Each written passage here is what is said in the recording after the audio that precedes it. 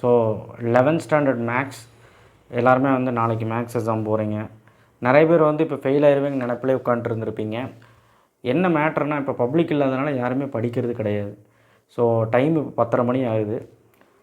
ஆக்சுவலாக இந்த வீடியோ வந்து போட வேண்டாம்னு நினச்சேன், எதுக்கு போய் டிஸ்டர்ப் பண்ணிட்டு அப்படின்னு.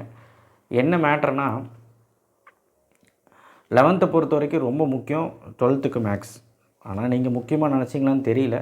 நிறைய பேர் படிச்சிருக்கீங்க, நான் லாஸ்ட் நைட் வீடியோ போட்டேன். ஸோ பாஸ் பண்ணுறதுக்கு என்ன வழி அப்படிங்கிறத சொல்கிறேன். நல்லா படிக்கணும்னா நான் 70க்கு 90க்கு 90 எடுத்ததும் போட்டிருக்கேன். 75 மார்க் எடுக்கிறக்கும் இன்றைக்கி ஒரு வீடியோ போட்டேன், அது பார்த்து கூட நீங்கள் படிச்சுக்கலாம்.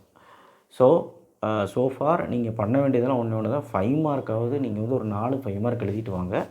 1 மார்க் ஒரு 15 டீசென்ட் ஸ்கோர் வரும். என்னென்னா 1 மார்க் புக் பேக் படிச்சிரு.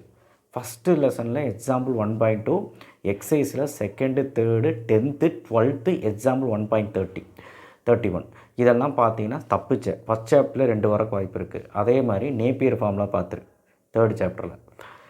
அதே மாதிரி 2nd சாப்டரில் முடிஞ்சால் பார்ஷியல் ஃப்ராக்ஷன் பார்த்துரு. நான் இம்பார்ட்டன்ட் போட்டிருக்கேன் லாஸ்ட் நைட். 2.8 பார்த்துரு. இல்லை சார் அதெல்லாம் கஷ்டமாக இருக்க முடியாது அப்படின்னா நேராக இங்கே போயிரு. மேட்ரிக்ஸில் போயிட்டு ஃபேக்டர் மெத்தட், அதில் எக்ஸாம்பிள் ஒரு சம் இருக்கும், Q² அந்த மாதிரி போட்டு. எக்ஸசைஸில் 8 ABCன்னு ஒரு சம் இருக்கும். அதுக்கப்புறம் வந்து பார்த்திங்கன்னா ஐ திங்க் 2 4 6ன்னு நினைக்கிறேன், நான் இம்பார்ட்டன்ட் சொல்லியிருப்பேன்.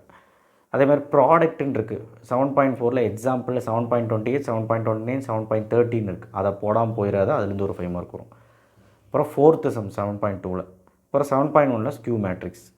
8th சாப்டரில் median of triangular concurrent, section formula, quadrilateral 4F 12th question, coplanar 8.2 right angle triangle.